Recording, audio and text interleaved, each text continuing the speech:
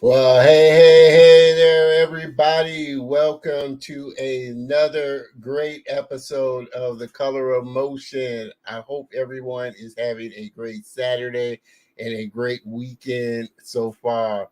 I'm Don Terrell, and again, I want to thank you for joining me on this Saturday afternoon for a great episode, another great episode of The Color of Motion, where I highlight people of color and diverse backgrounds in the field of motion graphics, animation, visual effects, cartoons, and comics. And I think this guest here kind of covers a lot of that for sure. So I'm excited about this episode for sure. Again, make sure that you, of course, are. This must be his brother, Kyle Bellinger here. Must be his brother tuning in. He said you were going to tune in, so want to make sure we're giving you a shout out. Great to see you here, brother.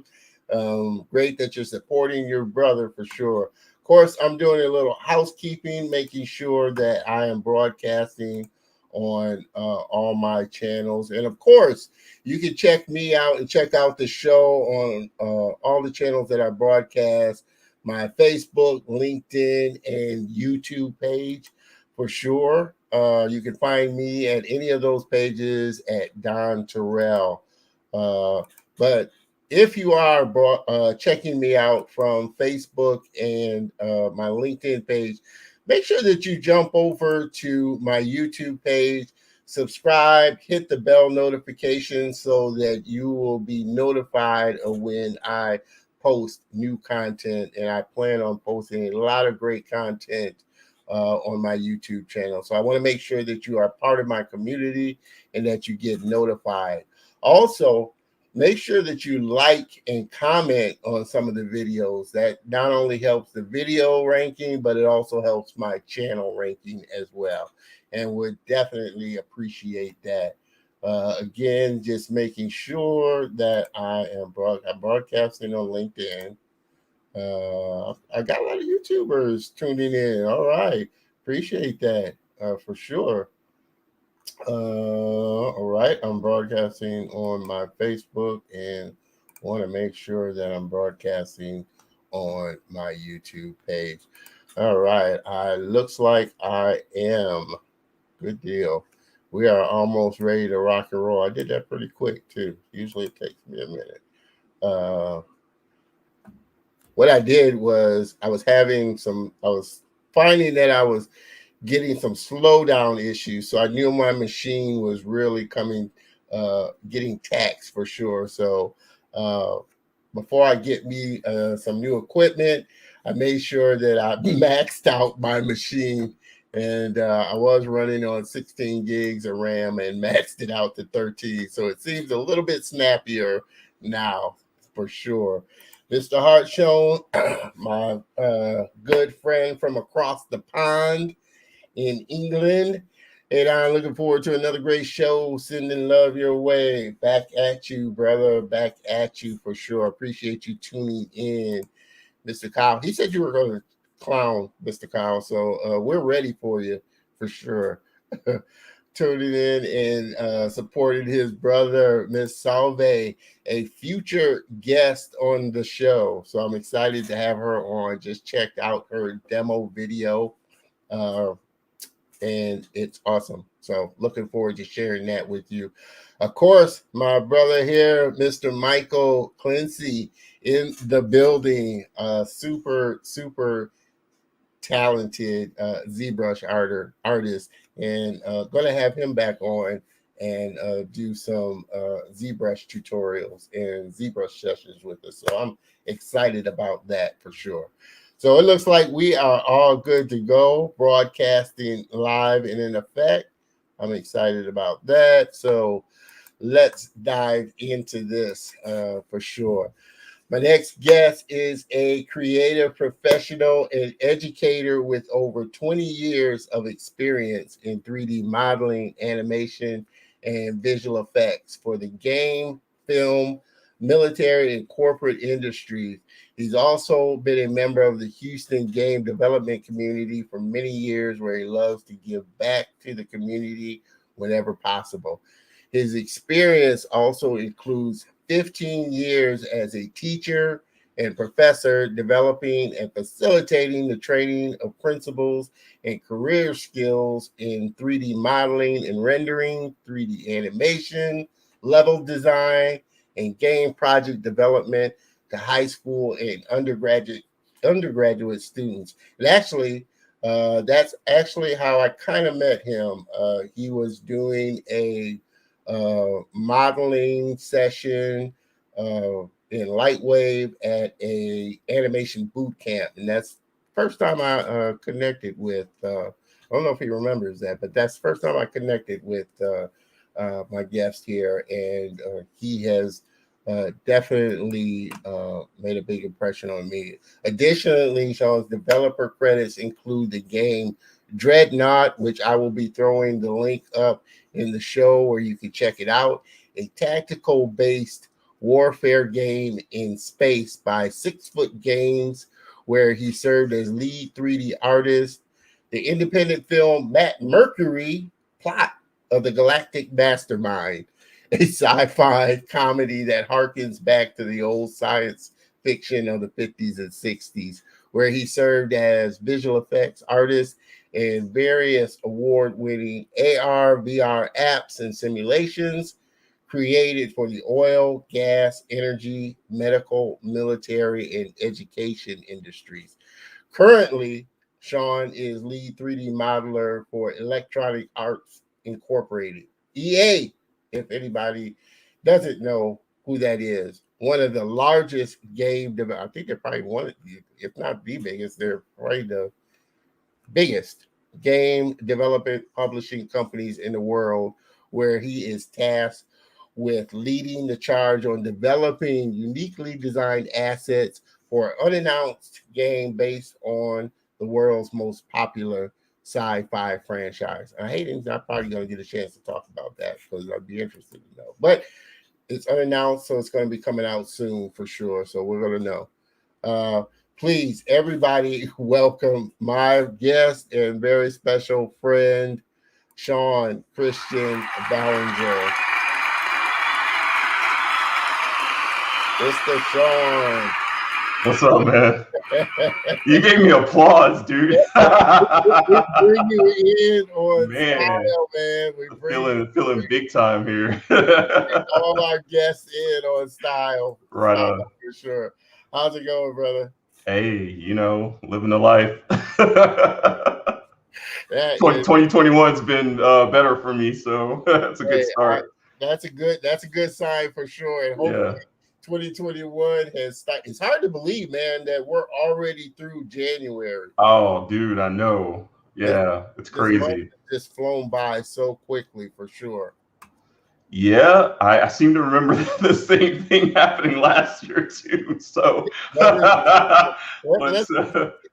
let's not hope it's a repeat. Yeah, exactly. For sure. Right. Miss Claudia Austin, appreciate you tuning in on YouTube. I actually know her. She's a recent grad from A&M. She interviewed me, asked me some questions. She's looking for your job, dude. Hey, all the help we can get for sure. Claudia, if you have any questions, please make sure you throw it up in the comment, and we'll try and pin Mr. Sean down to it. Mr. Michael, of course. What's up, Mr. Sean? Whoa, what's up, Michael? Man, his interview was awesome. I feel like I'm amongst all of the greats, the talents. I have been so fortunate and blessed to, like I said, made some great friendships and have them on the show for sure. Your brother is really treated woo. Yeah. He expects some silliness coming through. So just to warn you. Younger brother. Okay. Oh yeah, I'm the oldest of all my siblings. So okay. How many siblings you got? 7. Well, I just edged you out. There's 10 of us. So I know how, and I'm the youngest, so I get you, Kyle. I get you. So, well, he's my number 2, so there we go. He's your cohort in crime. Yeah, right on. Hey, he says he's got stories. So, oh, hey, see, I told you. throw him in there, Kyle, and we'll share some stories because we gotta have some stories up in here for sure. Oh, that's gonna be crazy. Robert Paul, another great guest that was on the show. Yep. Mr. Robert, appreciate you tuning in, brother, for sure. We're getting ready to dive in. Like I said, we're gonna wait, and like I said, we're gonna get some great stories from your brother. But you tell us how you what were you like as a kid getting into? I mean, how did you get into this? Were you always artistically? Yeah, when I was a kid, I mean, my brother Kyle and I and a couple of my cousins, we got together and just draw video game characters. So, growing up with Nintendo, we loved all those characters, so we would just draw, and also we would draw comic books and stuff like that. So I kind of always had that sort of love for things animated, Saturday morning cartoons and all that stuff. But I think what kind of got me started thinking, man, how do they do this?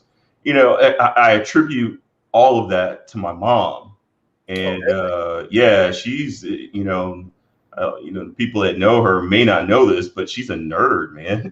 A big nerd. So, I remember as a kid, she'd taken us to like the Star Trek movies and Star Wars movies.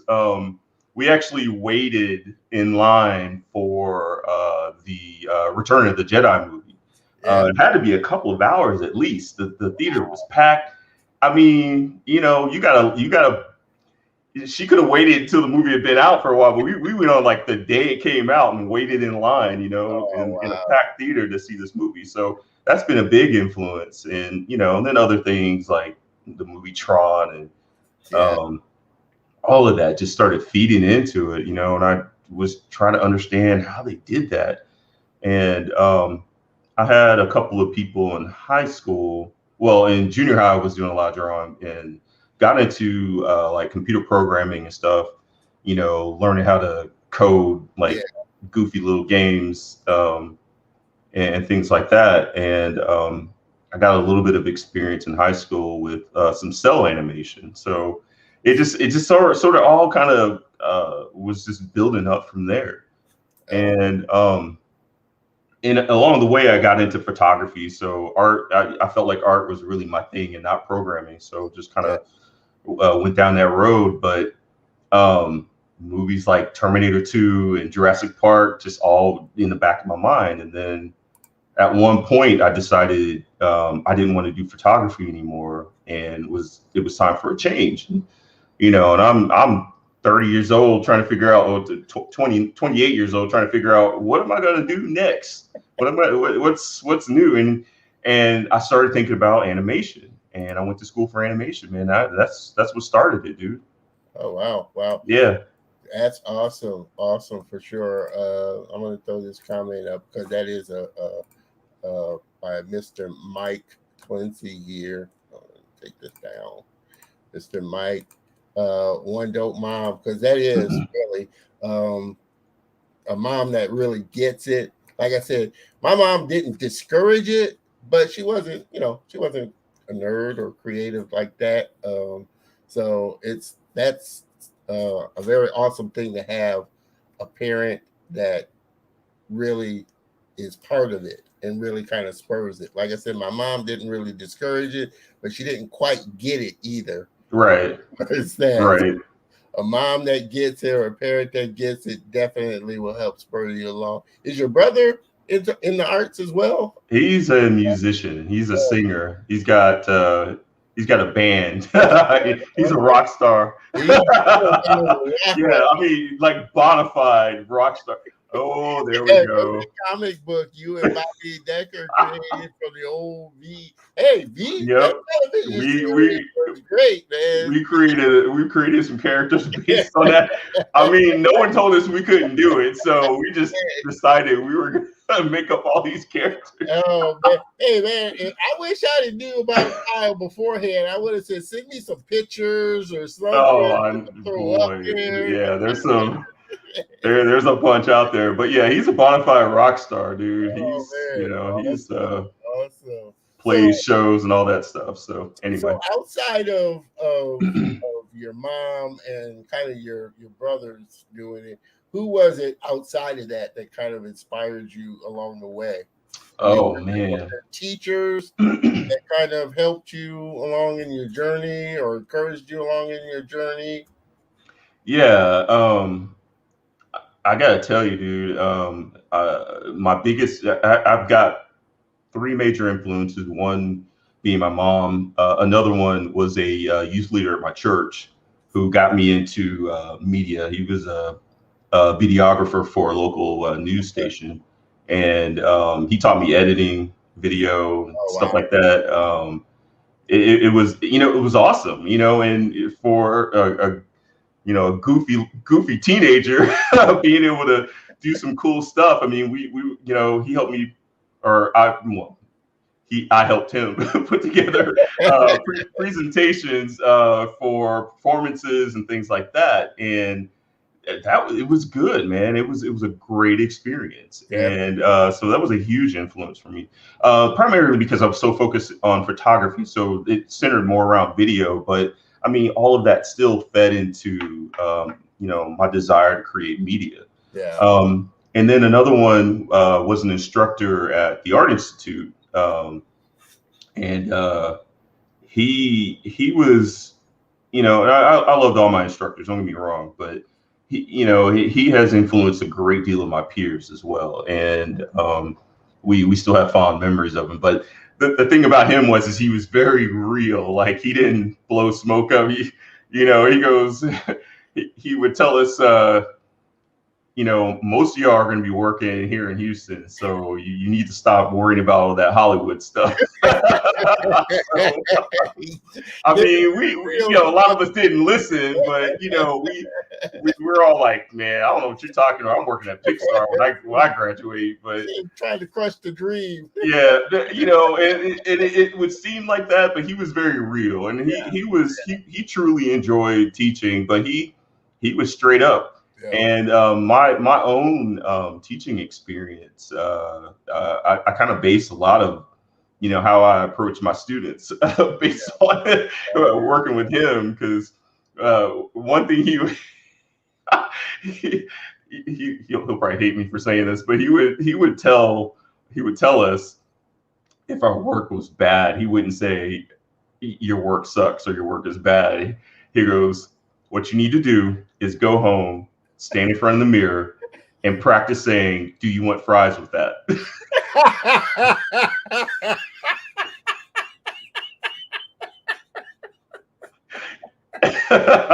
I'm telling you, dude. Oh my God. Now that's a teacher. Yeah, so I may or may not have said that to one of my students. I'm not going to confirm nor deny it, but oh man, that is funny for sure. Yeah, dude.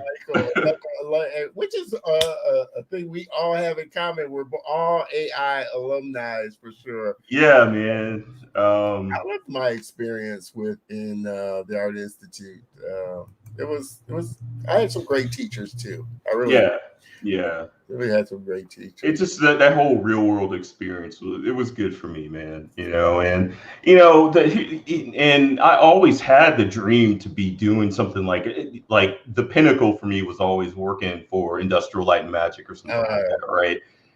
But given that I'm in Houston, I knew what the reality was going to be, but I kind of took that energy and excitement that I had and still threw it into the work that I did. So it always kind of stood out a little bit. Yeah.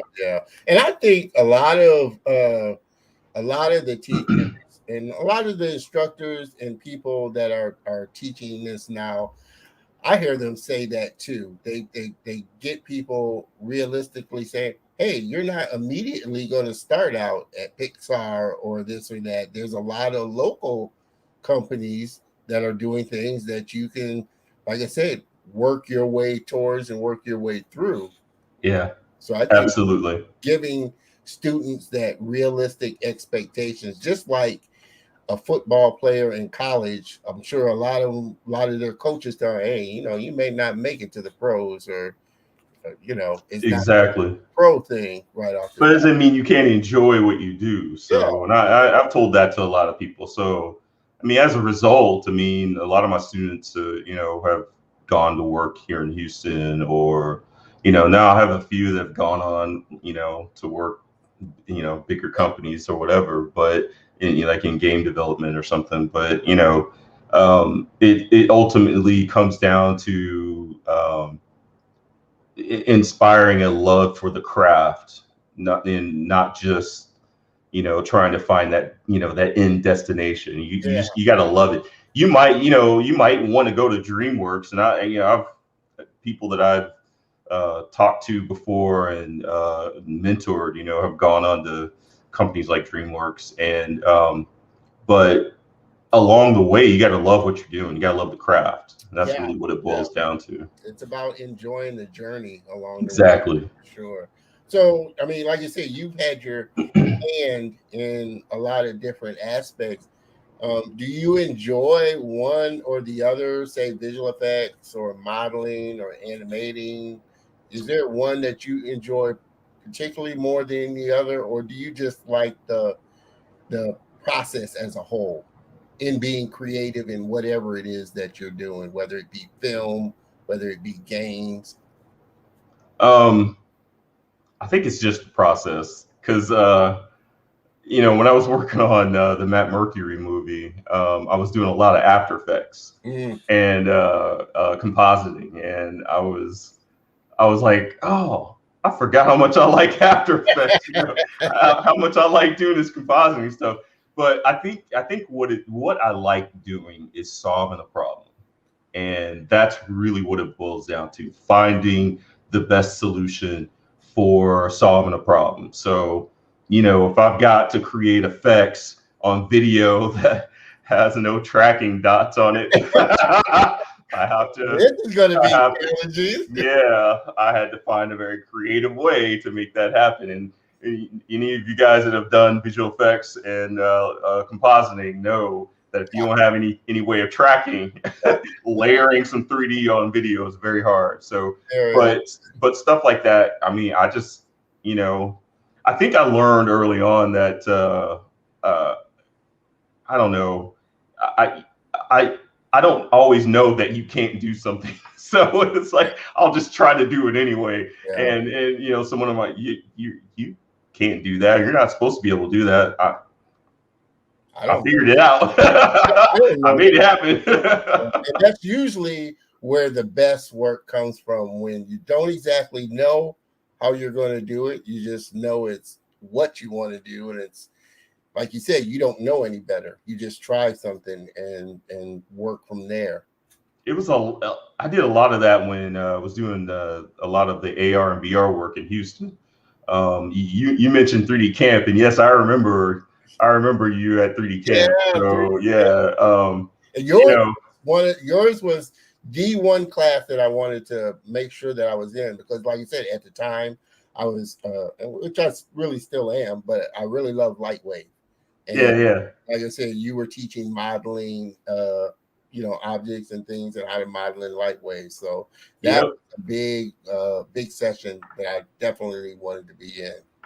Yeah. So so at the time, during that whole, I can't remember what year that was, but I was really into AR and VR, and the company I was working with, we were pioneering a lot of what is kind of commonplace now. So, and a lot of what, and it was initially, it was just myself and a programmer on the team. Now it grew, but he and I were just like, we just figured it out. We didn't know we weren't supposed to be able to do it. We just did it. We had a boss that was like, just figure it out. And we were like, okay, so we had some apps and clients loved them, but they were so janky, dude. If you can imagine virtual duct tape, that's how we were putting these apps together, man. Just duct taping them on the back end to make them work. Like I said, you grow from there, and every company starts out there. Every person starts out there. Like I said, Pixar didn't know what they were doing when they did Toy Story. They just knew they wanted to do something like that, and they didn't know how they were going to get it done. So you grow from there. Yep. From there. Is there any particular? So like I said, at the time when I met you, you were doing Lightwave. I mean, are you still using Lightwave, or have you moved on to 3D Studio since you're doing gaming, or what? Is there any one particular software that you you really do like?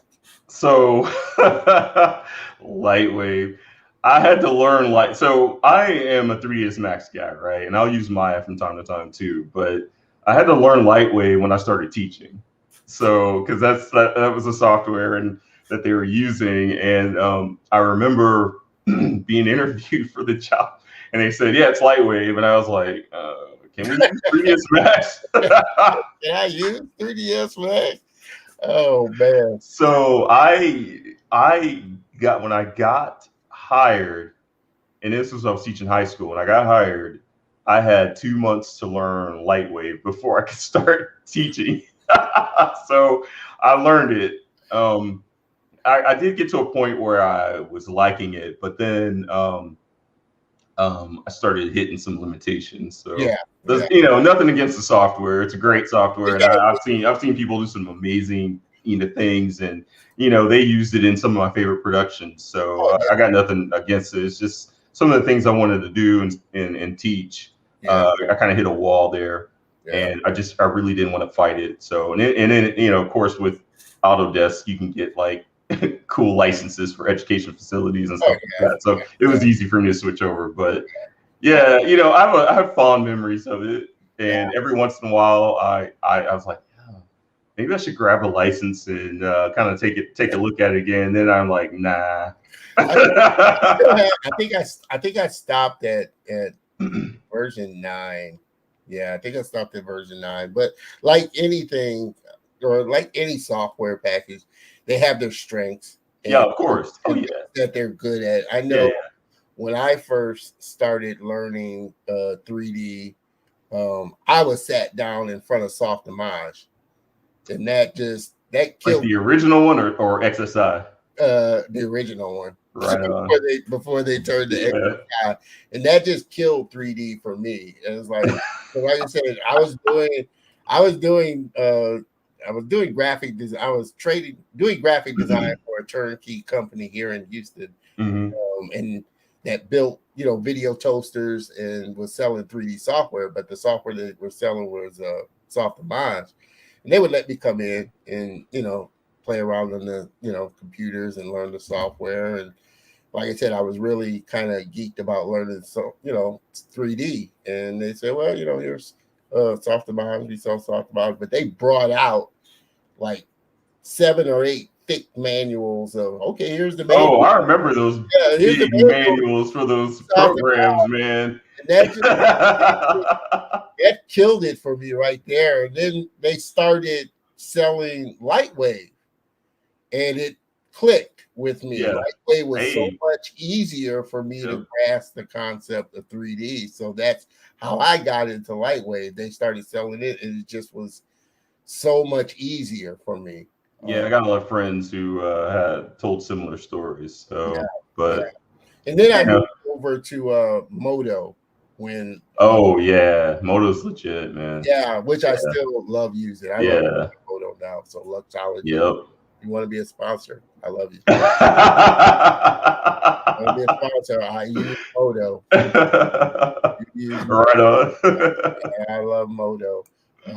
But there's so many 3D Studio Max. Like I said, I knew it was a powerful software, and I knew that, like I said, it was really big in game development and stuff like that. But man, it's just, I guess my brain just kind of shuts off when I see a lot of different stuff going on and panels and modules. Yeah. Oh man, this is just way too deep. I hear you.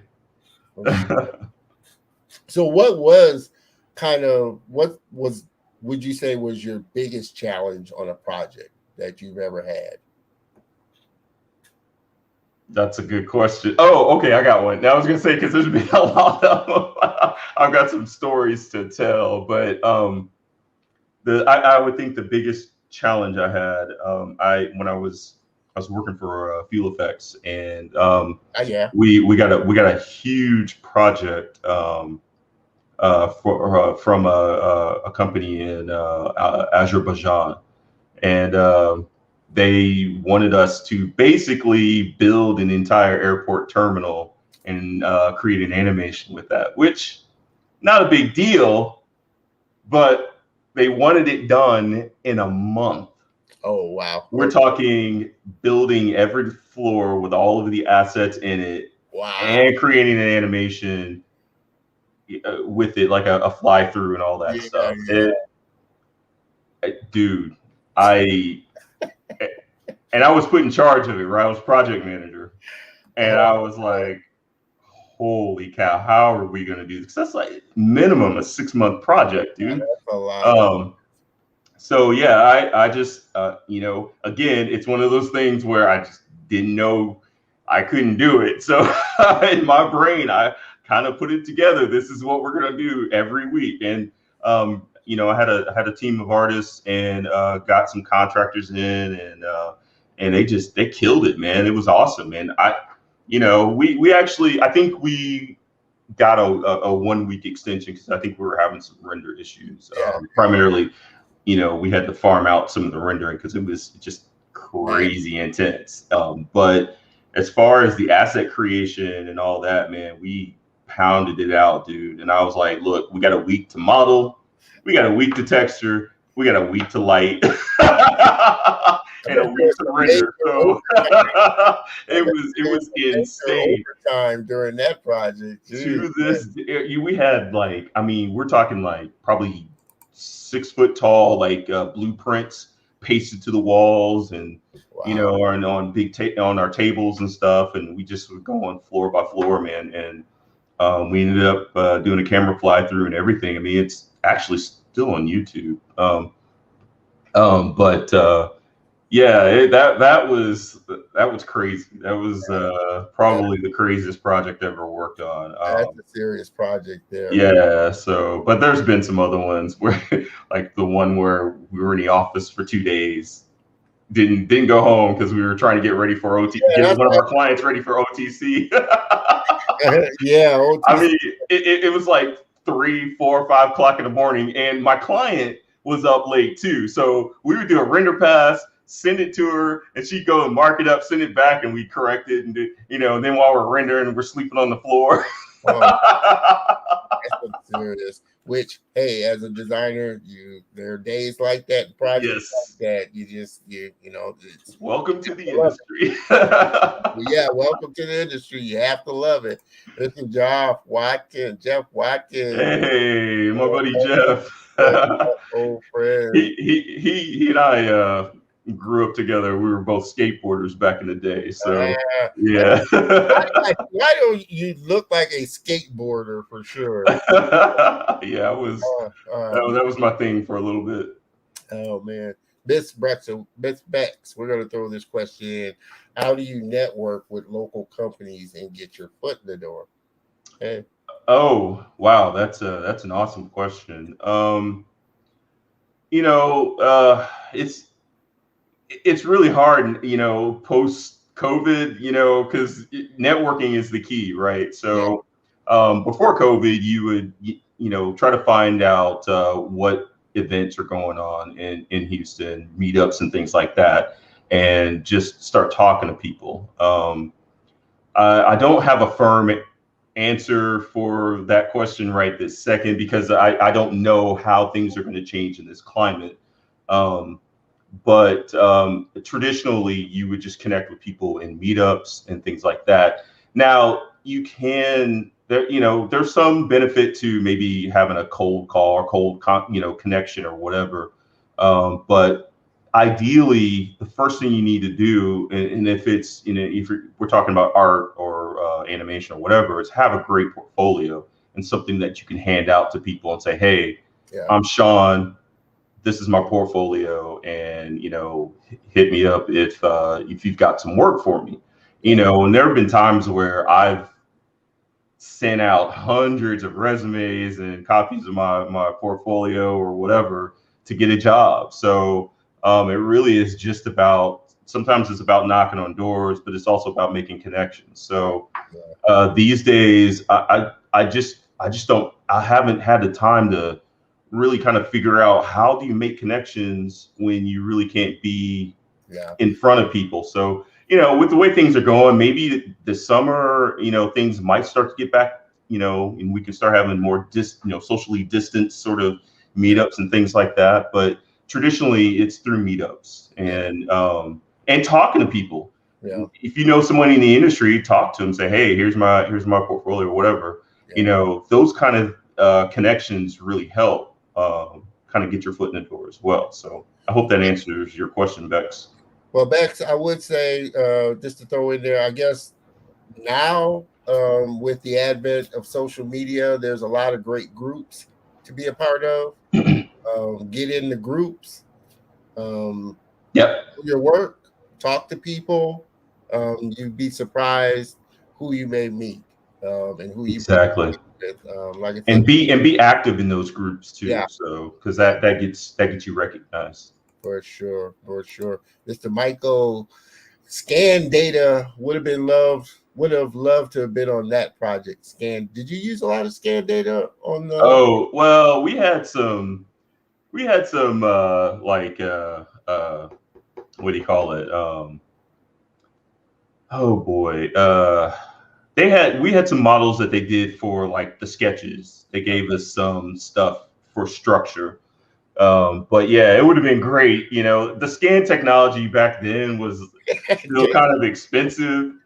And you know, and this you know, this was Azerbaijan, so they had a lot of money, but they didn't have a whole lot of technical prowess, right? So we were like, hey, and I suppose they could have sent us out there, but we just didn't have access to scan data. So it would have been awesome, though. It would have been super helpful, and I have worked on projects built from scan data. For instance, so years ago, did you hear about that little waterway feature that they found under it near Buffalo Bayou, under the Buffalo Bayou Park? Yeah. Right. Okay. So it was, I forget what they call it, but it looked like a cathedral, right? It had all the pillars and everything. A company in town went in and did a 3D scan of that space. And we use that scan to build an interactive app, an AR app, and basically it kind of gave you a sort of a 3D representation of what the space looked like. But all that was based on 3D scans that we got from this company that we partnered up with to do those scans. So plenty of opportunities to do projects like that with that type of technology. And these days, that technology is cheaper to use. So for complicated setups or complicated projects, that scan data works really well. So. Gotcha. Do you still dabble in AR? I mean, I'm starting to kind of play around with a lot of AR now, or do you like I said, moved on into games and that's your thing now? Yeah, I would like to.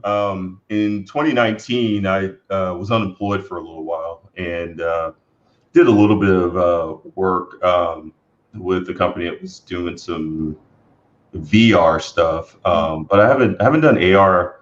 I haven't done an AR project in a while. I would like to at some point, you know, in the future, kind of dabble in it. It's changed so much. In since the time that I used it. I mean, the technology, all the stuff that we were trying to fix with code and trying to make work, it's like it's all easy to do now. It's all like off the shelf. Oh man, easy, you know, off the shelf stuff. Like I said, I'm not a coder, so yeah, I can get by with drag and drop design style. I love that. You know, exactly. So I So know that you can do a lot more. You know, you can extend the functionality a lot more with coding. But I've talked to some people that are, you know, doing that kind of work, and I'm sitting here asking them questions, and my experience is 4 or 5 years out of date. And they're like, no, we don't do it like that anymore. They're looking at me like I'm crazy. I'm like, well, that's how we did it back then. We moved on, Sean. We moved on. So when it comes to game development, what's kind of your process when you're developing a game and they give you a character or a model? Is it they have a schematic, or do they say, hey, we have this idea of what we want the vehicle or the object to look like, kind of run with it? Well, we start with the designers, and I have mad respect for designers, man. They come up with like gameplay design and what the characters are gonna, with the backgrounds and things like that. So the designers kind of come up with the idea, and then we from that, it's a pretty detailed breakdown. And depending on the team, we sit down and we meet, we throw stuff up on the whiteboard and talk about what's going to be like. When I worked for 6 Foot and we were discussing building a new ship for Dreadnought, we'd have to come up with the backstory and who the captain is and what the features are for this ship and what it's supposed to look like. And once we got all that down, then concept team would go in and start sketching out what this might look like, what the different parts are going to be, what kind of elements are going to be attached to it, what kind of weapons, and then what class it's going to be, things like that. So once all that's detailed out, then that's when our 3D team would come in, and we kind of break down, how long it's going to take to develop different parts of it. But we would definitely start off with a block out.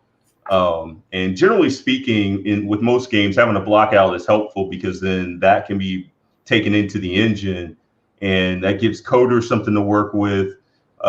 We can test what it looks like in the space, if it's too big, too little, and it gives us sort of a way to sort of, kind of what we call a gray box sort of project to show off, as a proof of concept, this is going to work, this is not going to work, things like that. So once we kind of get approval on that, then we start going into creating the high detailed models. So this is, all of the cool panel lines or whatever it is, all the detail gets created and that gets approved. And then we build out the low poly version of it. And that's going to be the game asset that's going to go into the engine. So we gotta basically rebuild it so that it's, because your high poly models are going to be like millions and millions of polygons. And we're talking taking all that detail and crunching it down to texture maps that we're going to bake onto a model that's going to be, depending on what the hero model is, it might be anywhere from 5,000 polys to 10 or 15,000 polys. So but yeah, we do all that, bake the textures and then export it and do integration. So is there one, speaking of engines, is there one that you prefer over the other? Unity, Unreal, or one? I like them both. For different reasons. Harder than, because I hear like Unreal is really great at pushing a lot of polygons, more so than Unity is. I mean, I'm sure they have their strengths and weaknesses on. Yeah. I'll tell it to you this way. Unity, historically for me, Unity has always been good for building apps because for me, I can get in and out of Unity pretty quick. And, so all of the VR and AR work that I've done has been with Unity. And so that's kind of where I kind of sit with that. And then for like when I was, working on Dreadnought, we were using a modified version of the Unreal Engine. And, an Unreal is just pure horsepower, and so it's, Yeah, and I enjoy that too. So it just depends. I guess it just depends on the project, what the project needs are. So, and it's funny because I see a lot of games now kind of blending that film aspect of almost like mini film before you dive into the game. Yeah, there's quite a few that are doing that. So did you see the it was the trailer they played it during the Super Bowl for God, what was the game? Man, the game, it was an awesome trailer. Man, do you remember any of the elements in the trailer? It was a soldier that was he was coming home and his daughter was running up to him and his daughter turned to ash. Oh, yeah, I remember that trailer. I don't remember what it was for though. But like I said, it was such a cinematic piece that I mean, you get tools like Unreal Engine. Unreal has some really good cinematic tools. I mean, so good that I'm not sure if you're aware of this, but the show The Mandalorian was filmed using the Unreal Engine, you know, for all of the backgrounds and such. So it's got great cinematic tools. Amazing. I want to kind of take a little turn and talk kind of a little bit about just diversity in the space and kind of what you've seen. But before we dive into that, we're going to do a quick little commercial. So make sure that you tune right back in.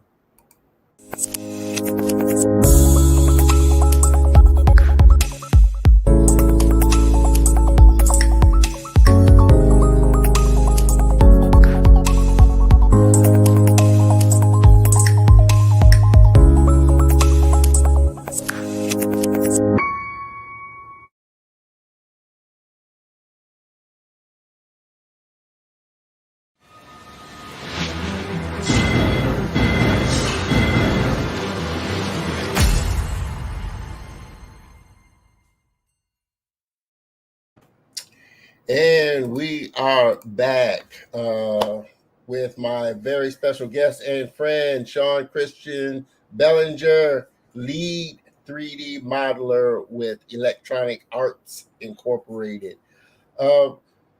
We're seeing a lot of resurgence in just diversity, and a lot of companies now starting to really kind of lean into it like they should have been doing a long time ago.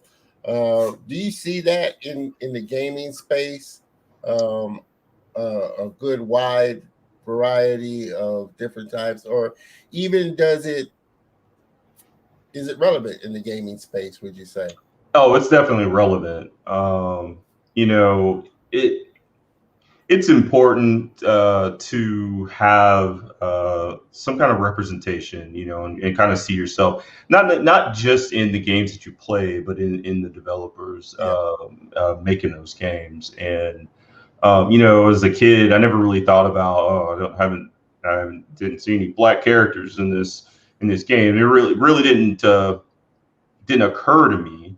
But it also, I didn't know how, you know, a goofy, nerdy black kid can get into game development. You know, I didn't know how that would work. And you know, and of course, anytime you did see developers, you know, there were always someone that wasn't black. So but it wasn't really a huge issue for me. But I do think it's important because I think, especially now, I think that kind of diversity really sort of opens people's eyes to the possibility. Yeah. And I kind of learned a lot of that when I was teaching high school. I had a lot of minority students in my class, which was great.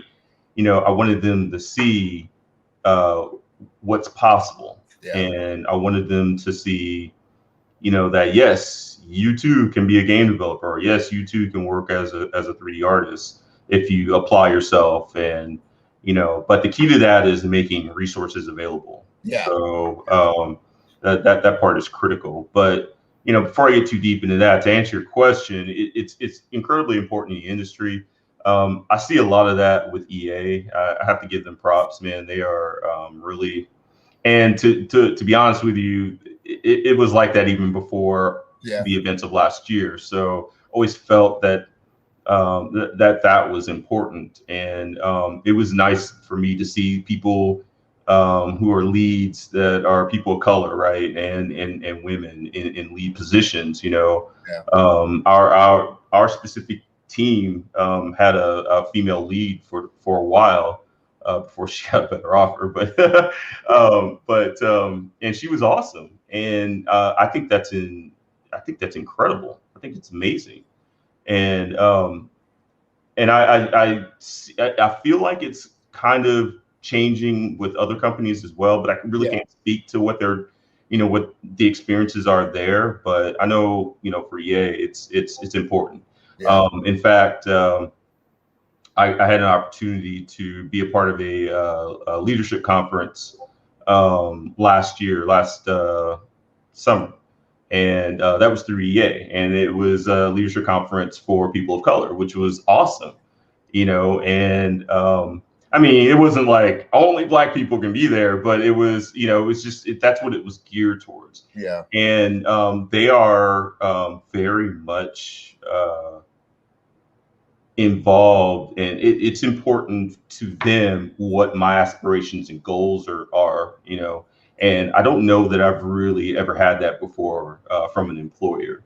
Wow. So, but I do think it's important, because I think, having people of color in design and development positions means that the games that we produce will be more diverse as well. Yeah. Because we all create from our experiences, right? So whatever those experiences are, and I think that's important. Yeah.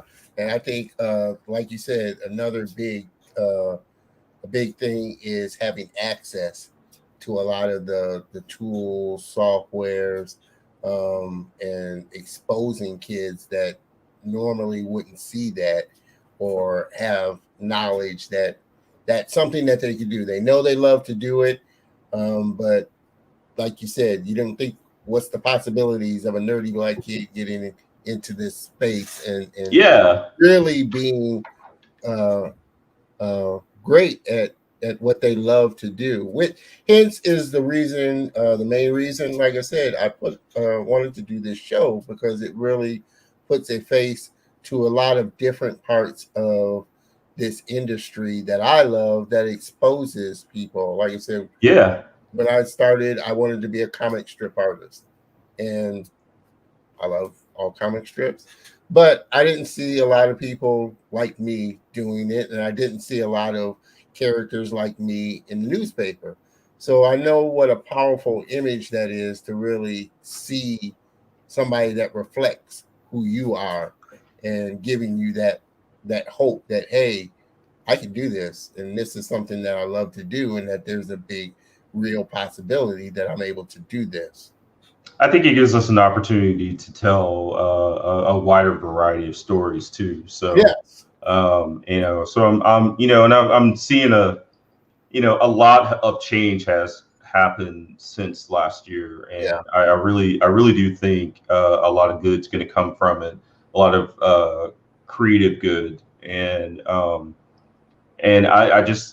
think it's a definite plus for the gaming space as well. And and obviously, we look at the news and see what team is in the news or whatever for this or that, and we know that there's still a lot of work that needs to be done. But I do think some concerted efforts being made to just increase the level of diversity in the industry, and seeking out talent that can add, to a culture that's varied, So.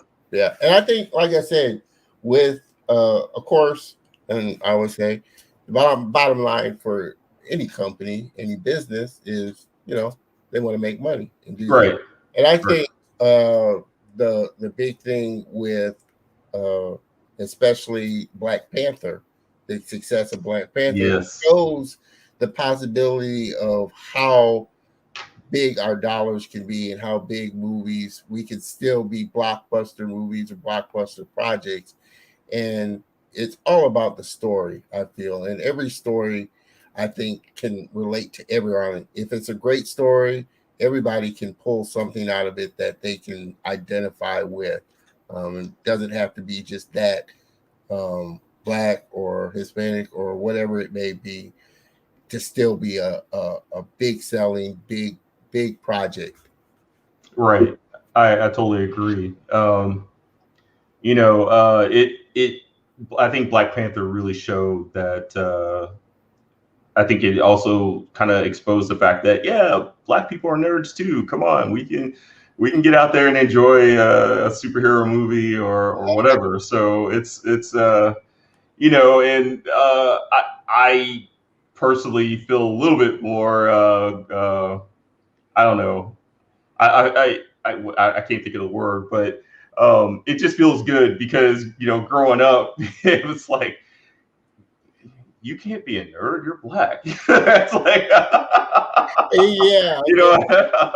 what it's supposed to be. I had to break a few stereotypes, kind of. Like I said, you love what I'm doing. I love cartoons and you got the same thing. I love comic books. I love cartoons, and it's like,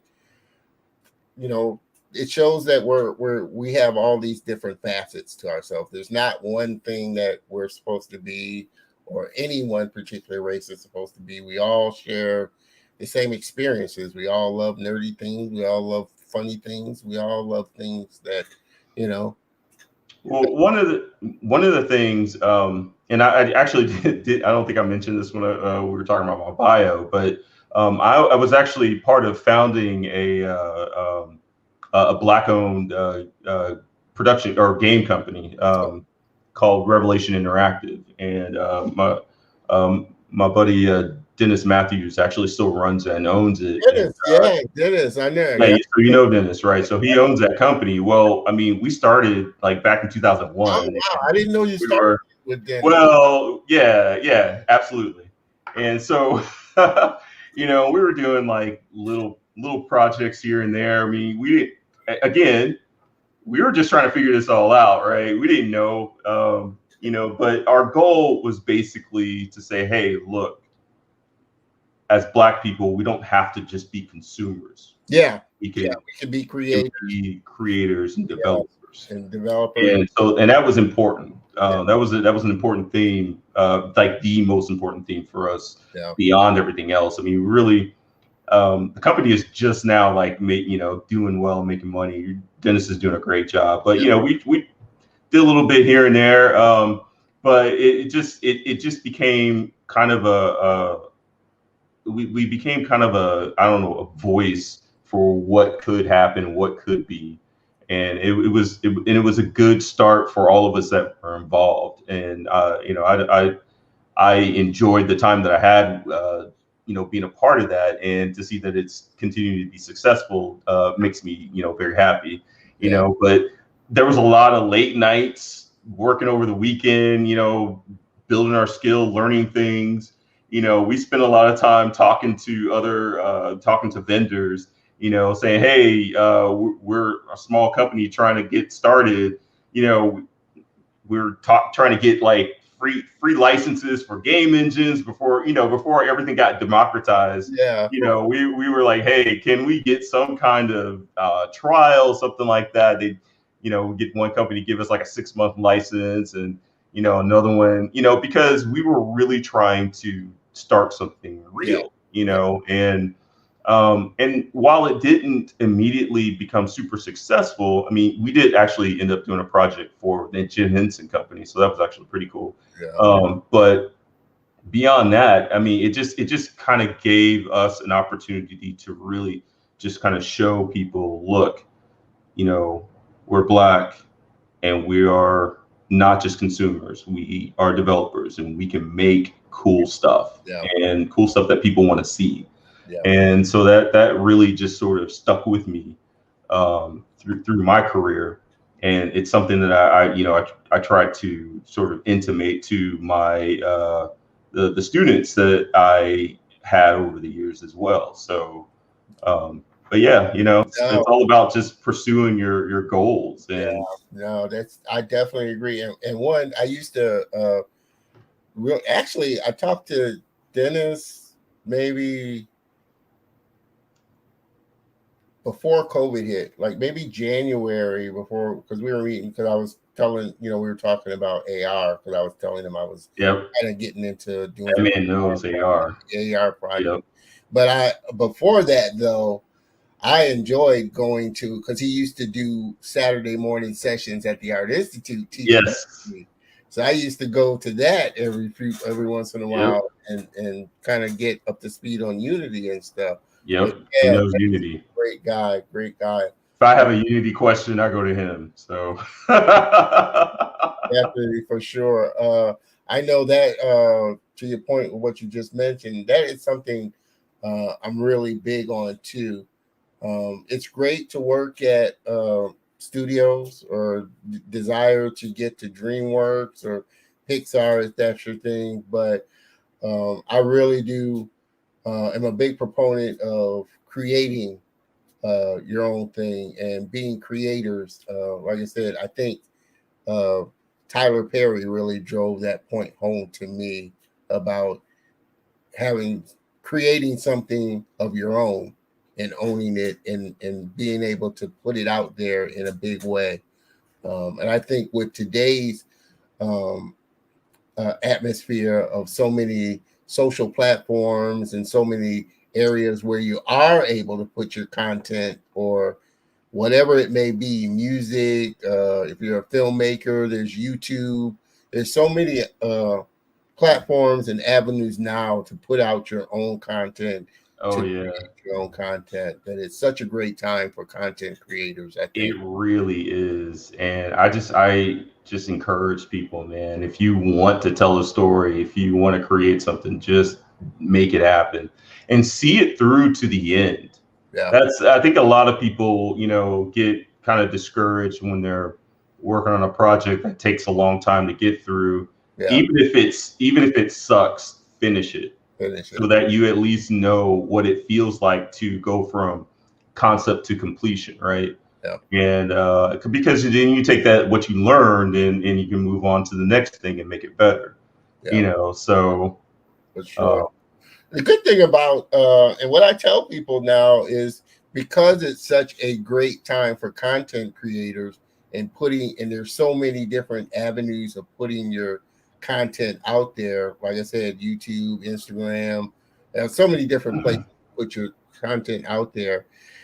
Because it's such a great time for content creators, the people that are in these higher level executive positions or owners of companies, they're scouring the internet just like we're looking at the internet. So a lot of people are getting found on the internet because producers are looking at people's work and saying, wow, I really like their work, and ended up reaching out and connecting with them and hiring them if that's the case. So, like, to your point, put your content out there, see it done, and you'd be surprised that the people that reach out. I tell people, I use this as an example. Andrew Kramer got hired by J.J. Abrams. I know. So put your stuff out there, and you'd be surprised who's looking through the internet themselves. Just from doing tutorials, that dude is working with J.J. Abrams, man. And Andrew Kramer is one of my favorite artists. He's the god in After Effects. I mean, I'm telling you, man, someone says, I need you to work on some After Effects stuff. First person I'm going to is Andrew Kramer. The god in After Effects, for sure.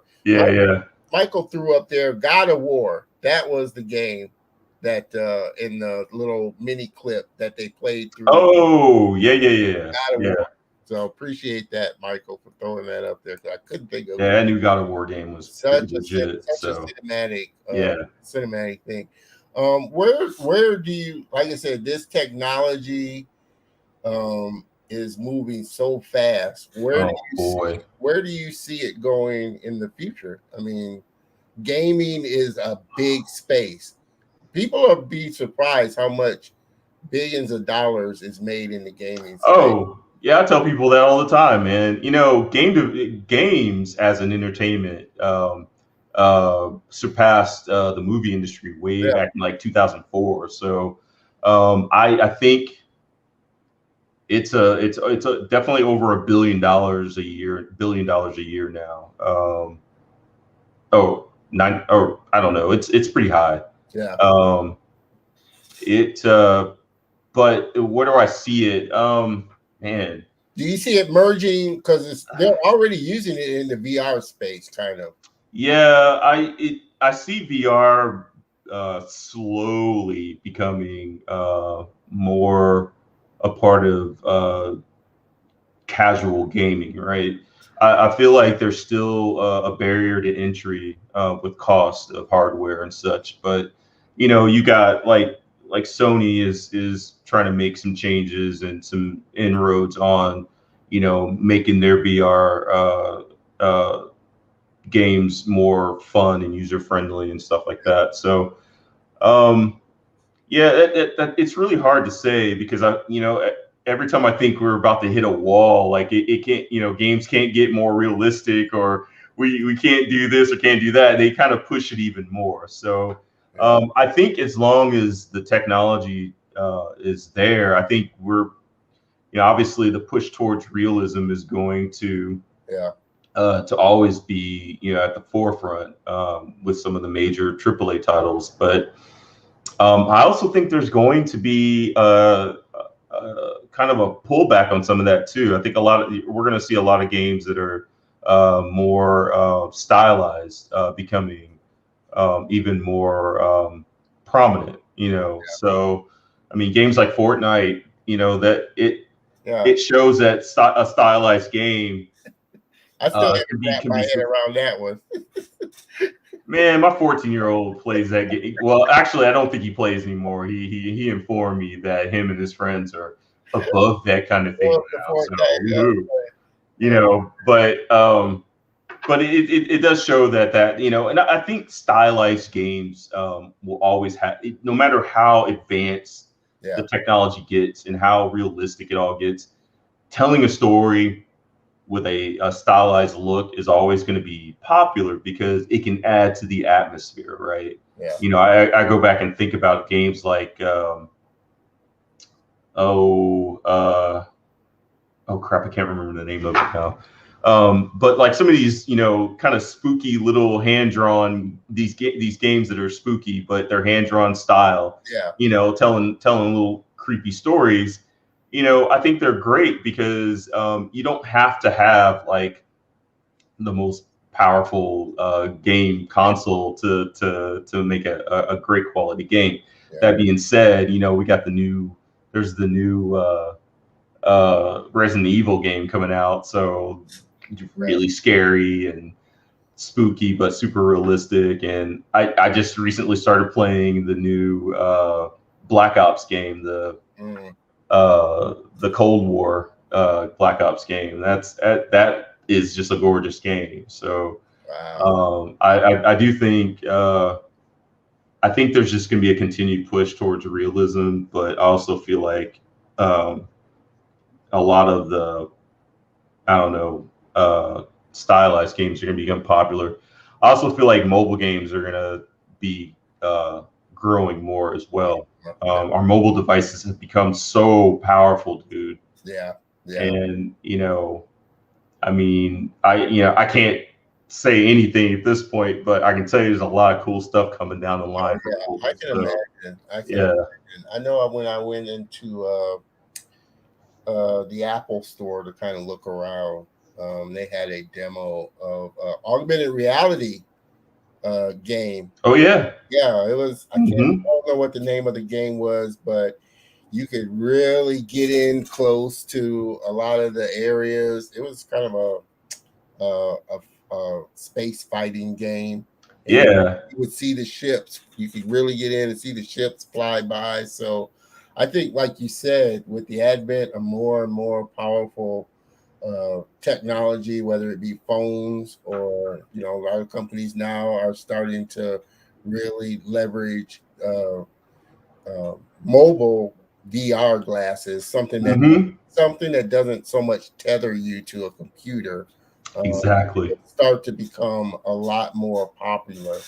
Right. Yep. Yeah. So I don't really. It's so cool. As an industry, I feel like the game industry's it's still so young compared to other forms of entertainment. And there's still so much room, so much room to grow. I don't think there is I don't think there's an end to it. I don't think it's ever really gonna, because we're always gonna want to have that entertainment, right? People are always gonna want to play games, and people are finding more unusual and more exciting ways to present gameplay. That is just so many different options. I mean, I saw an article or something that Sony just patented a way to have, like, if you've got a VR headset on and there are people watching you play this game, they can interact with their mobile devices. Now they haven't. Of course, I don't know if that's going to be a thing, but they patented that, right? So being able to affect the game that the person is playing, and I'm thinking, a horror game like that would be fantastic. Can you imagine? With my messed up imagination, I could think of some I always thought creepy ways to scare people. So, and I'm not sure if there's any game out there or not like that, but kind of like conditional games. Like if I took this road or if I took this path, decided to do this. There's a few. Yeah, personality wise, like and this was something I kind of was kicking around. I thought would make a great game, like a Bible game where you could choose your path of what you would do, and different outcomes would come out. No, it's funny you brought up the Bible. I spent a little bit of time as I volunteered as a youth leader for my church, and of course, the kids knew I was into game development, things like that, and I asked them, I said, why do you think Bible-based games suck so bad? And so we had this long discussion. We were on a trip going somewhere, and we had this long discussion, but we started talking about ideas for a Bible-based game, right? And I thought, there should be a game based on the Book of Judges because of all the battles and all of the leaders of armies and all of that. I mean, it has the potential to be kind of epic, kind of a Lord of the Rings sort of epic story. So. Yeah, definitely. The Book of Judges is one of my favorite books in the Bible. So, not to get all super religious at the moment, but like I said, but it is something, and it's a space that hasn't really been that explored. I think it really just takes some people to kind of get together and some developers to take it seriously and just find some content. So it doesn't turn into, because the problem historically has just been like, it's it get games like that. They're childish and kind of silly, right? No, I think there's room for serious games. Like, my idea would be an M-rated game, right? So yes, it's Bible based, but no, it's M-rated, so little kids can't play this, right? It's on par with Call of Duty or something like that. So there's a lot of potential out there. I think so.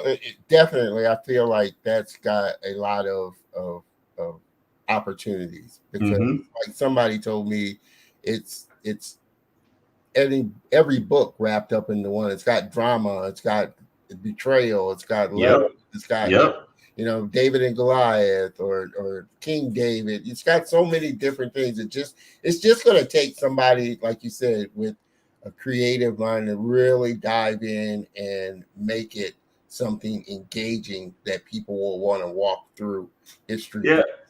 I think I would be a part. I would enjoy being a part of something like that. And I've had people say, "Well, why don't you, start that?" And I'm just like, I'm not that guy, And there are a lot of people who have a really good entrepreneurial sort of spirit. Yeah. And it's not so much that I can't do it, because I could. Yeah. But I'm enjoying, where I am right now. I like what I'm doing with EA. But an opportunity to do something like that. I mean, I don't know. Who knows? But if someone had a really compelling idea and a really compelling design for the game that I felt like took the material serious, but also was serious about making it a game that could, be AAA or blockbuster, quality. Yeah. Then because I'm not really interested in making anything. Yeah. Like, well, I think I think it has the potential to be on both sides of the coin. Like I said, there's a lot of course, I had the Bible. I had a children's Bible, when I was young, but it has the potential to be a good children's based game in some areas, and then it has the potential to be a really good engaging adult game, because there's a lot of adult themes and concepts that go on through the Bible. So I think with the right person and the right energy behind it, it's got a great wide space, because there's so many stories in the Bible that you can tell, I agree, and really have fun with, if you really did. I think what's the character?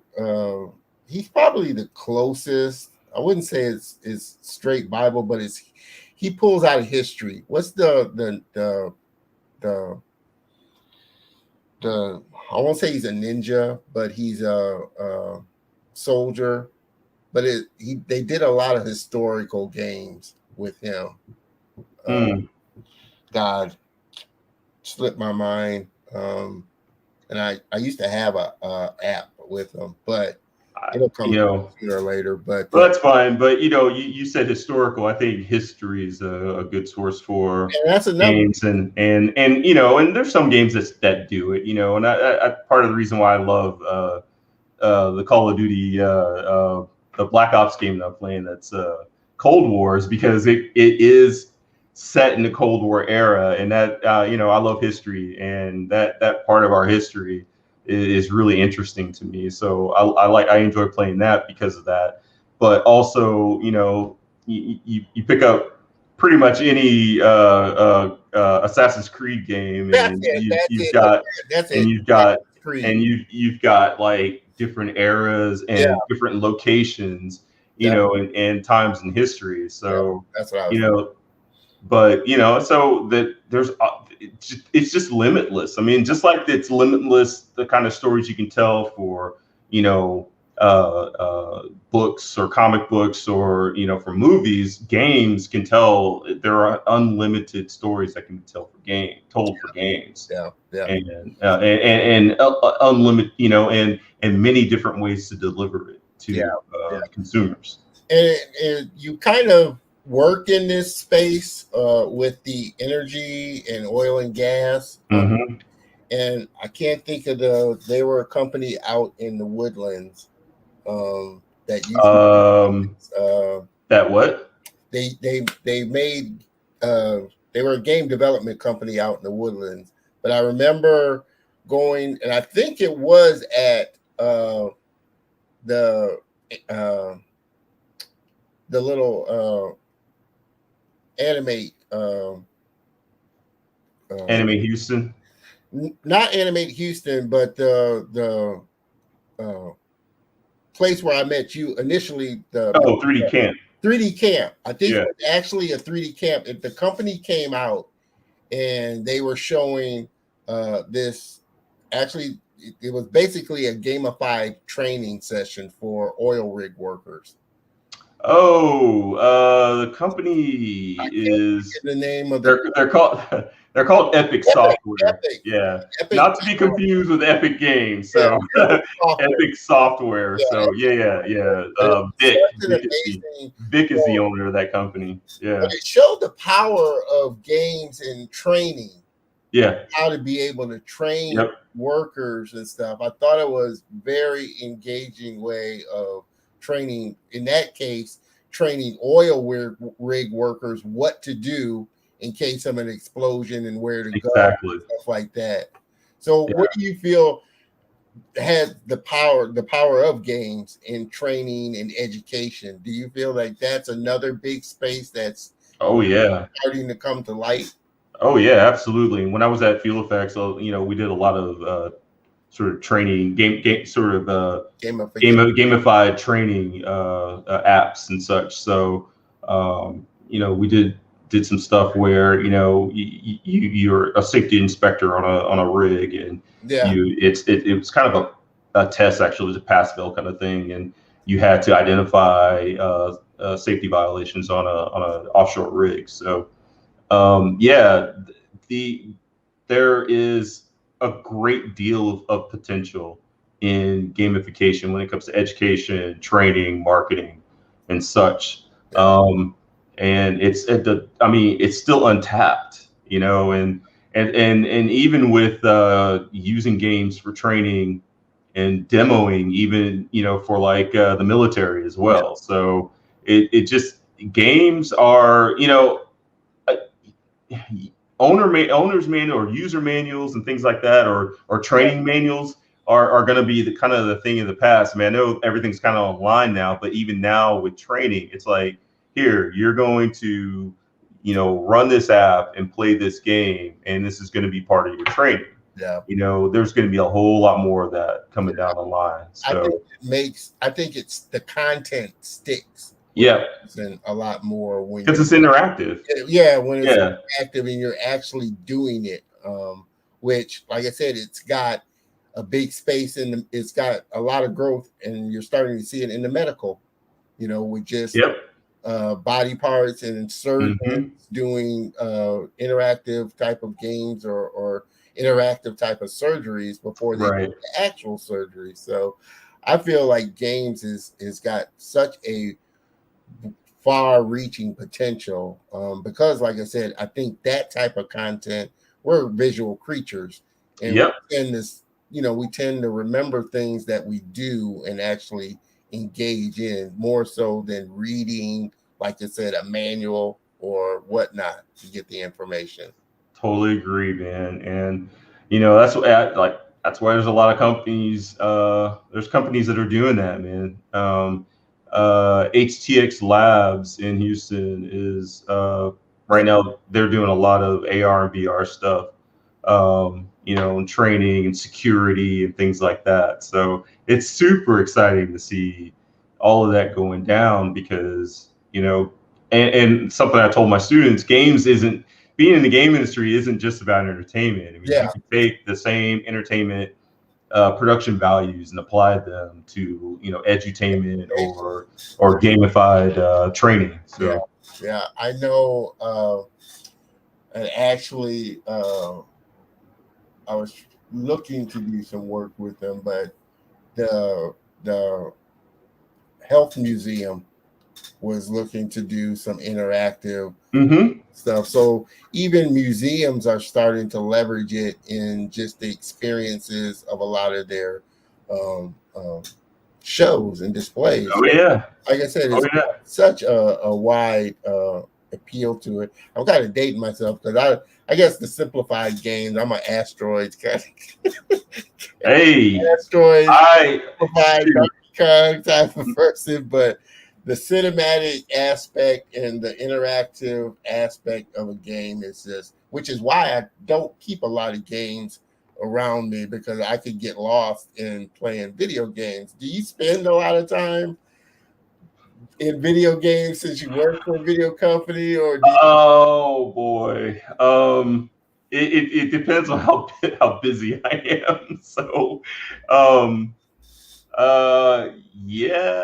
I go through these periods where I'm like just like addicted to a game, right? Just playing it, right? One of my all-time favorites of like the more recent batch of games is the Division and the Division 2. So, I find myself just really just plugged into that and just kind of playing it probably more than I should. But then I'll get like busy, and then it's like I don't have time to play because then I'm in front of the computer all day, and I'm like, I don't want to play anything. But so I go through these phases, but I do love playing video games. I mean, there's games that are online that you're able to play. I know a big game I used to love. I don't think they make it or support it anymore. Uber Strike, which was they had different places that you could go, but people from all over could log in and you'd be fighting against them, and whether it was in a maze or in a warehouse or something like that. I kind of like those type of games where it's not you playing against another player right there, but you got people that are have personalities and personas that you're playing against. Do you find that type of style game becoming more popular, where like it's the online play where you got a lot of people? Yeah, I mean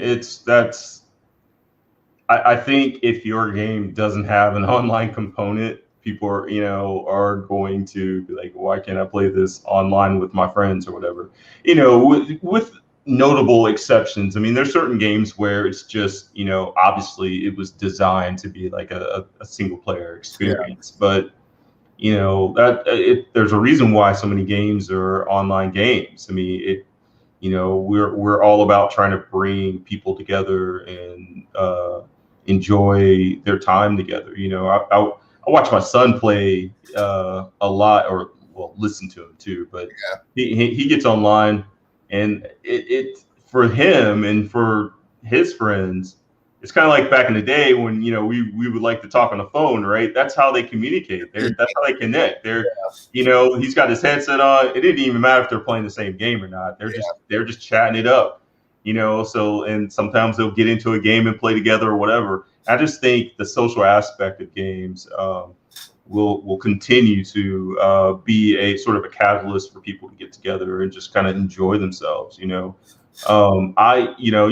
in the day, I was a huge fan of like LAN parties and such, and even hosted a few myself in my house. So I'm a big fan of that, and I just and all gaming online is sort of an extension to that.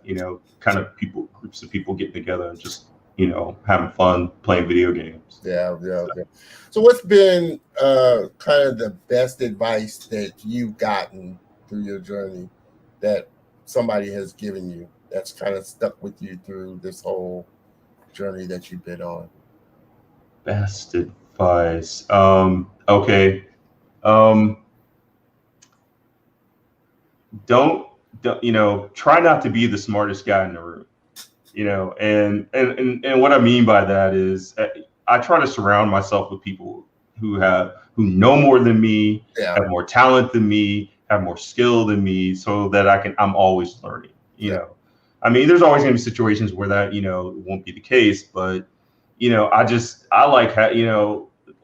like my team at EA, man. I get some super talented people, and we all complement each other. We all have talents and skills that others don't, but I want to surround myself with people that know more than me because I always want to learn.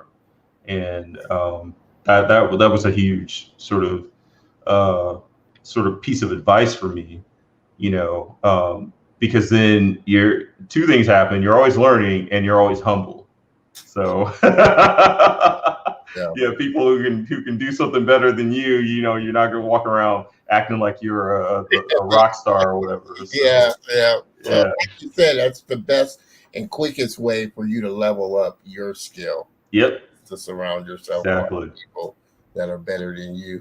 I hope everybody's been enjoying this conversation.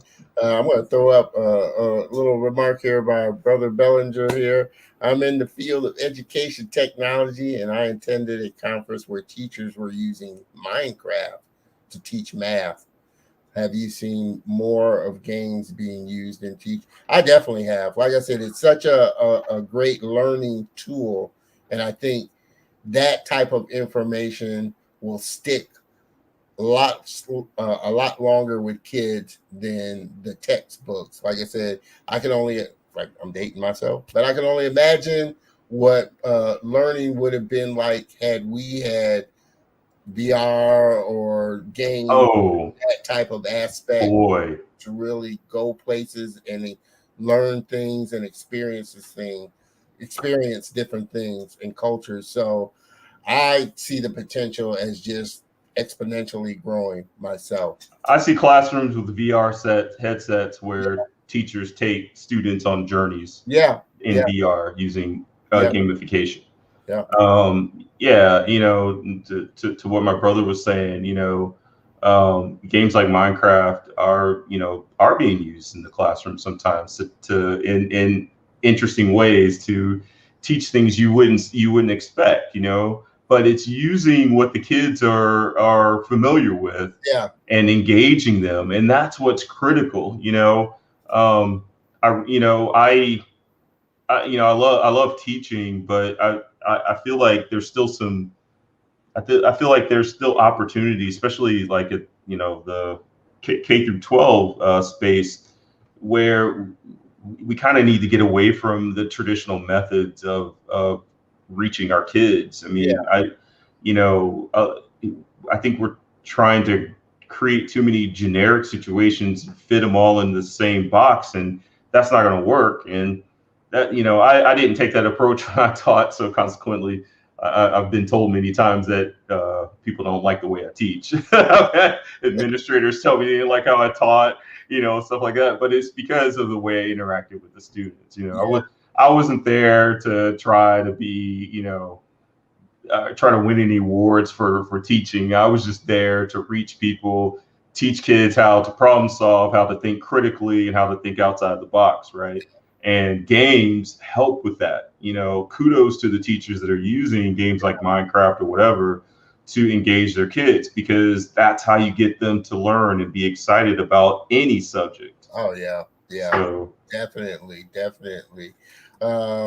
me throw a couple of comments up there. Mr. Michael Clancy, EA was his first home. Oh, heck yeah, brother. One awesome company for sure. It is, man. That's a good place to be. They are just all about diversity, man. And inclusion. I love it. Miss Erin, hey. What's up? She also liked Little Nightmares. Little Nightmares. That's what I was trying to remember. Thanks, Sean. I appreciate that, man. That's that. That game is creepy as. Is it? That's a creepy ass game, dude. Seriously. Yeah. But not like jump scare, just like disturbing. Creepy. That's the beauty. I think that's the beauty of just the space that you can go. There's so many places that you can take it. Mm-hmm. Suspenseful. Yes. In a suspense game, or like I said, a war game or a history game or something like that. It's got so many different avenues that you can go down and really make an interactive experience. And I think that's what people are craving today. And interact, which is why I feel like games are so powerful, because they're an interactive experience. Yep. And they can be puzzle games, they can be interactive stories. It's just it's incredible. When you think about the history of the industry, history of video games in general, and how far we've come in such a short period of time. Like I said before, it's such a young industry, and yet it is so powerful and so wide-reaching. And I really feel like it's going to be a major influence in the way we train and teach and Oh yeah. And enjoy each other's company. So yeah, for sure. I'm going to throw this up here. Another question by your brother here. Can you speak to how music is? He would say musician there. Music is used in game development. Given that I'm not Music a yeah, it is. I wish I could speak more to that because I haven't worked a lot with audio engineers. Yeah. But I do know, music tells the story, right? Tell the story, just like in movies, Yeah. you have people who orchestrate the soundtrack to go along, and it's important. Yeah. A friend of mine who works for he's a composer for EA. His name's Gordy Hay, and he has done the music for pretty much all of the Star Wars games that EA has done. Yeah. And it's literally the same production value as it is with movies. Yeah. So and so when it comes to licensing, I mean, it just depends. I mean, if we're licensing a game, some music for a game, it's probably some sort of tie-in or promotion or something like that. I'm just not 100% sure, but I do know what the importance of having music in development, because it has to run alongside the story, right, or the action. The music has to sort of increase when the action is increasing, and then when it's there's not a lot going on, the music changes. And Yeah. um, there's a game, I think it's called Eight Out, and it's a procedural game. It's on the I believe it's on the Nintendo Switch, and it's a procedural game. So it creates all these procedural maps, and you're this giant gorilla, and you're like killing all the people that you're trying to escape, and you're killing people along the way. But it uses a jazz track that changes in tempo and in loudness and softness depending on how much action is going on, and it's all procedural. Wow. Yeah, so it's like drums. It's like and it's crazy. But again, that's a new way to kind of create a game, right? Mixing music and action gameplay to help tell a story or just increase the fun factor of the game, right? And of course, there's also like I said before, there's also the sort of tie-ins for, um, you know, people who are producing music commercially and things like that. So, yeah, like you said, it goes hand in hand with the mm-hmm. for sure, just like any movie. One final question. I mean, I can't believe this is definitely by far been the longest. I warned you, brother. Almost 2 hours. The guy that will talk you to death. So, all my friends will tell you that. It's been a blast for sure having my friend on here. So I definitely don't mind, because like I said, I can get off into some conversations myself, and definitely plan on bringing Sean back, not only for an interview, but maybe having him come on and do some modeling sessions with us for sure. Yep. But final question would be, what we got to, let me throw this. We got to increase these shows. Right? Thank you, Michael. Right? I'll just, you might as well just make it 2 hours. Hey, more content for me. I'll just slice it up. Episode 1 and then 2, put a cliffhanger at the end, just like for real. I'm with you there, Mike. I appreciate that for sure. One final question. If you could travel back in time and stand in front of your younger self, what would be the one thing that you would tell your younger self? I would I would tell myself to make better decisions. Not that I'm, we all we're human, right? We all make bad decisions, things like that.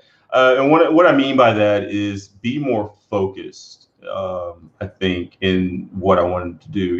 Working at EA is kind of I won't say it's the pinnacle of my career because I feel like I can go further, but getting here was such a long sort of trek, right? And that's based on what I needed for taking care of my family and what I needed for just work situations and things like that. So you make decisions based on that. But I think if I could go back in time, I think I would sort of just tell myself, great. It's great to have that pie in the sky sort of. Yes, I want to eventually work for I don't know, Industrial Light and Magic or something like that, and work on some blockbuster movie. That's a great thing. Yeah, but have a kind of a clearer idea of what the steps are going to be, and then try to execute those instead of just having that dream sort of being a nebulous sort of idea floating in your mind. Kind of start breaking down how you'll get there, because getting to where I am now, I made a concerted effort in the last like 10 years, maybe last 6 years or so, to get to this point. I made some very specific decisions to get here. And before, I did not do that. So I think if I had done some of this earlier on, I could have gotten to where I wanted to go a lot sooner. But for me, it's always just been about the journey. I loved everything that I've done and gone through and experienced. I've enjoyed, and it's created who I am, and I've grown because of it. So I can't really say I would change anything, because then it would change the things that I have in my life. And because of the decisions I made, I have an amazing 14-year-old son. So I can't change any of that, but I think I would have a more focused idea of where I wanted to be. Yeah, definitely. And that is a great piece of advice for anybody. Enjoy the journey along the way. I think that's the most important thing, is to enjoy that journey and realize who you become in between the start and the finish. And that's why I still love it, man. I've been doing this for 20 years, man. And I still love it. I'm if I get bored with something, I'm going to move on and do something different. But I feel like I'm still learning. I feel like I'm still at the beginning of it all. That's a good place to be. Really, it is. It's as long as you feel like, hey, I feel like a kid, and I'm still just learning so much stuff and soaking in so much information, which is why it's important to, like you said before, surround yourself around people that are much better than you, because it just helps to push you. Yep, it does. Sure. Like I said, I know we could drag on and on and on. Yeah, I don't want to keep you too long, man. Respect your time. And my stomach just started growling, so I think it might be time to go eat something. I did too. It's time to eat something. Man, it has been a blast, and for sure, Sean, I plan on back for sure. Yeah, you need to bring me back on, at some point when, after I can start talking about what I'm doing for EA. So that's kind of the downside of bringing in a lot of people that are working at studios. They obviously can't talk about the project they're working on at the time. But if you are a very sleuthful investigator, you can actually find out what I'm working on. So it's out there. I just can't talk about it, but it's out there. I definitely plan on bringing you back once it's kind of released to the public, and you can talk more about it, and let us have you come back on and talk a lot about what the project is and what you're doing at the time. Again, it's been such an honor and a privilege. Dude, the honor's mine, man. This has been great. I appreciate it. You definitely helped elevate the show to another level, and I thank you so much. I know the guests Appreciate you coming on and being a part of the show. Right. You're now part of the Color of Motion family. I love it. I love it. Sean, if you could kind of hang around a little, yeah, absolutely, backstage once I close out, and we can jump on. Yeah, I'll go to the green room, man. Yeah, yeah. Green room. I don't have any chips or food or anything. There. I want my green M&Ms, man. A whole bowl. You're one of those guys, man. You gotta have green M&Ms there, man. You gotta have green M&Ms there. Hopefully, I'll work my way up to that. But hang around for just a few minutes. Definitely. And, I'll talk to you after the show there. I appreciate you. Everybody, give my man and my friends some love and thank him for being on the show. I appreciate you, Sean, for making this such a great show, man. Definitely. Peace out. Peace out. I appreciate that. Guys, this has been another great show. Definitely, like I said, by far the longest running show so far. We're at 2 hours, so this is definitely tops among the longest running one. But it went by this went by so quick because the conversation was just so good. Sean's such a great guy, and we had a blast talking. I hope everybody had a great time on the show. We still had a lot of people to stick around with 2 hours. That's pretty good. So I appreciate that for sure. If you want to connect with Sean, please make sure you do, because he's a great guy to get connected with. You'll learn a lot. And like I say, I do plan on having him back on to do a 3D modeling session for sure. Check out his LinkedIn page. He's active on that. Check out his Facebook page. Connect with him there. He's also active on Twitter for sure. And check out his Instagram where you can connect with him, where you can see more of his great work.